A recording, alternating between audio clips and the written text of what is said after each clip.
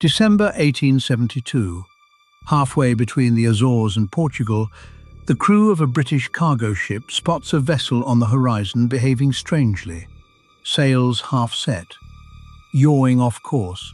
No flag, no answer to signals. They draw alongside and board her. The cargo is intact.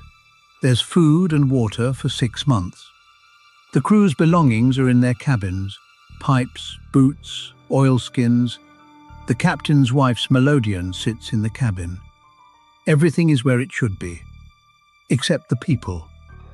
10 souls, the captain, his wife, their 2-year-old daughter, and 7 crew have vanished off the face of the ocean.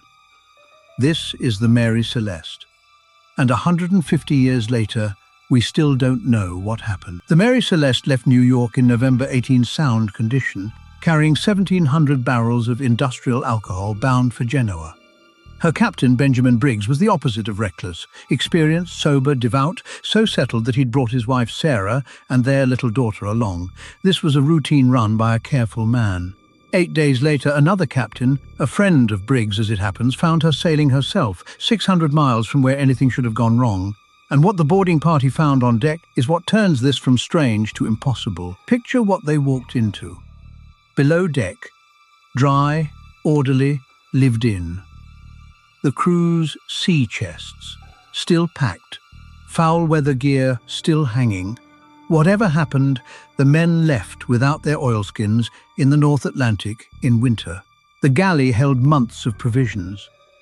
The cargo hold, 1,700 barrels, still lashed down.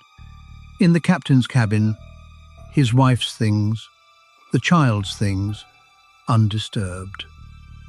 The ship's log lay there too. Its final entry, about 10 days earlier, recorded nothing unusual at all.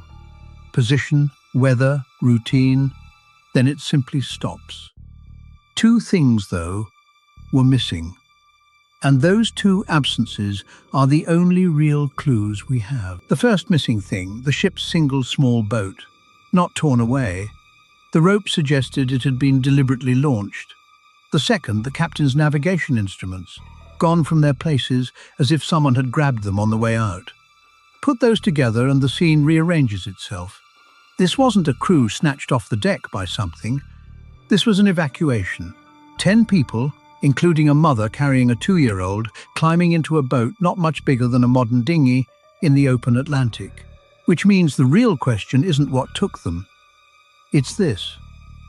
What could terrify a careful, experienced captain so badly that leaving a sound, provisioned ship, the one thing every sailor is taught never to do, felt safer than staying aboard?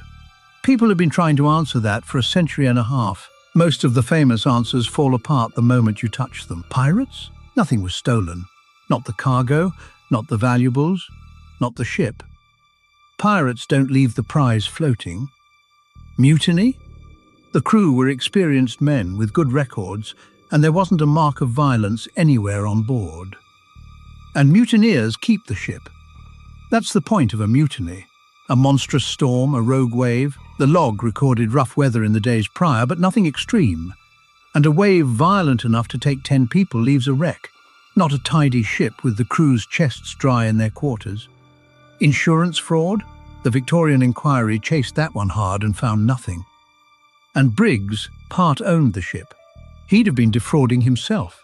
Every dramatic explanation fails the same test. The ship was fine. Whatever drove them off had to be terrifying enough to force an evacuation and gentle enough to leave no trace. There's really only one candidate left. Remember the cargo? 1,700 barrels of raw industrial alcohol.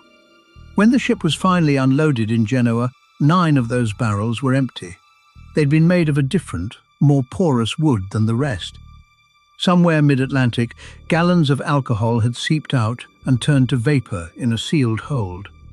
Now give Captain Briggs a rough week of weather, hatches battened, fumes building, and then a sound.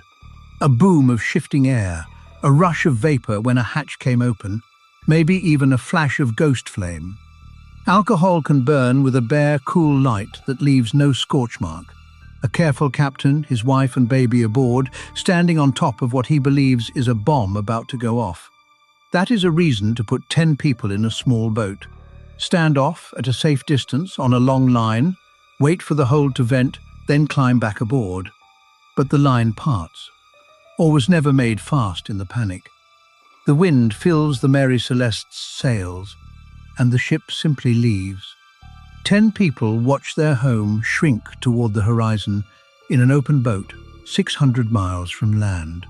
No wreck of that little boat was ever found. No bodies, nothing, ever. That's the best explanation we have. It fits the empty barrels, the missing instruments, the launched boat, the untouched cargo. But here's what an honest telling has to admit. It's still a theory. No one saw it, the log doesn't say. 10 people stepped off a ship into history, and the ocean has kept the rest. Some mysteries get solved by science, eventually. This one just gets deeper the longer you look at it. The Mary Celeste sailed on for another dozen years under new owners. Sailors called her cursed, and her story ended, fittingly, with a wreck. But that's another episode. The Quiet Before tells the stories of the moments right before everything changed, even the ones with no ending. If this one got under your skin, subscribe.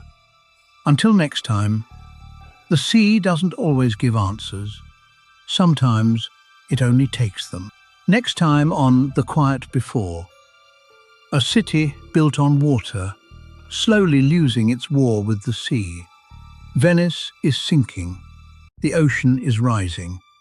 And this past winter, the wall protecting it was raised 30 times in 23 days. The first disaster in this series you can still visit while it's still deciding.